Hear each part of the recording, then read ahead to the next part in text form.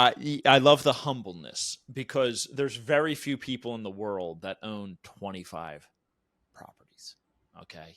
And especially that own 25 properties, diamonds in their own backyard in one zip code.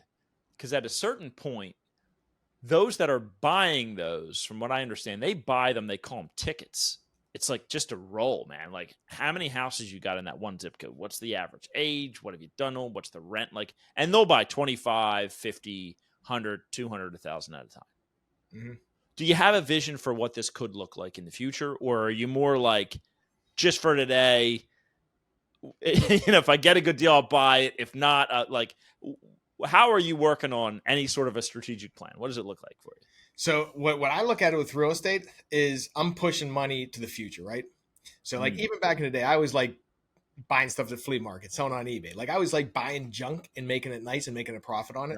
Right. So I look at it as currently what I was looking at it was like in the past, I want to buy properties in my backyard because I don't want to drive far. And I like taking junky things, making them nice. And I'm pushing like 70 grand, $100,000 to the future. So I'm building net worth like within 2 months. Like we turned a property around in like 60 days. Right. So I'm looking at, okay, I'm building wealth there. But now I'm looking at, okay, the goal now is to supercharge that. Okay. Just because it's so slow. It's if I'm only buying in one zip code, even though I specialize in like getting leads in one zip code is hard. I can get them all over Pittsburgh, but I don't want them. I just want one area. So if you want to scale, you need to either deal with bigger properties or bigger areas to get more houses, Do you think for the strategy of, I'm assuming you were talking about small multifamily. Yeah, small. Yeah, small to mid. Do you feel like you're going to do that in the same zip code, or for that, will you expand? I think I'll have to expand because there's not many multis where I live.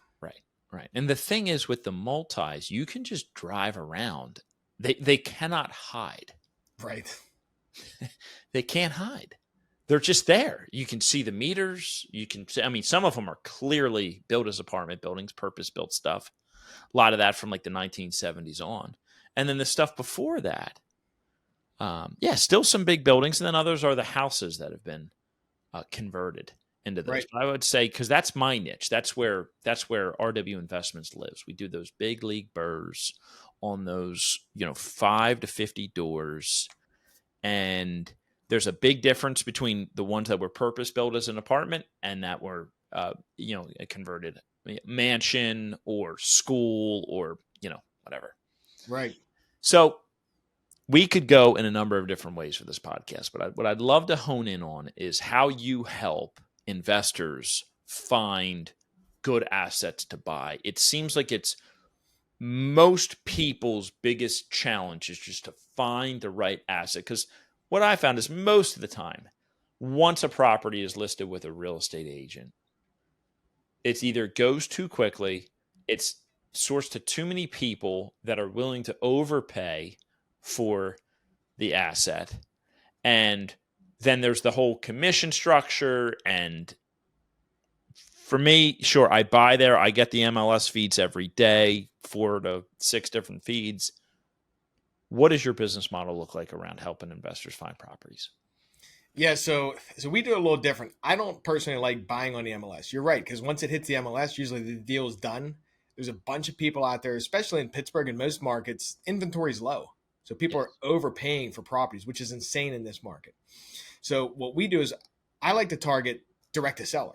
Like I want to deal with, okay, you just inherited a home or you have a hoarder house. You don't want to clean it out or can't afford to fix it.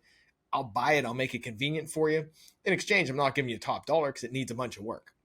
So we find those types of people through online, like Facebook, Google, just digitally. We put ads out, people click them, want to sell their house, and we go through them and try to find the people that are truly motivated. Right. And how far do you take it in that sales cycle until you're somebody like me who's like, hey, Ryan, here's a zip code that I'm really interested in. And this is like, walk me through. I'm a potential client. Like I'm interested in a certain zip code, Coatesville, Pennsylvania. All right. So here's how it works. We can't target based on zip code anymore due to discrimination. Facebook and Google pulled that back about 2 years ago. So we target on county. So say County Rob, level. Yeah, county level. So you're like, hey, you know what? I need some leads. So what I would do is we'd put a campaign together for you in that area, and we do it on a pay per lead basis. We used to do it where it's like, hey, Rob, you pay me $1,500 a month, and I'm going to run your campaigns for you. A lot of investors told me, they're like, I don't want to pay a monthly fee because I don't know what my outcome is going to be. So we switched our model where it's like, hey, Rob, I'm going to send you leads, and you're going to pay me per lead. If I don't send any leads, you don't pay me. If I do, you pay me per lead. Average lead's like $300, right? So we send you leads, and it's not like we have a silver bullet here. It's like out of 10 leads, 6 are going to want too much money. They're not going to be a fit, whatever. Like if you're novating or you're an agent, you might be able to do something with them. But 6 out of 10, you can't do anything with. 4 out of 10 are usually deals you would want, and you usually lock down 1 out of those 10. So it's like a three to four grand acquisition cost. Okay. Yeah, and that's what you're finding on a national level. Yep. Yeah. The guys I see do really well. It depends on people's sales skills and processes. Guys that do deals, like I don't really work with newer investors, but guys with good processes are like 1 out of 10 to 1 out of 15 close rate.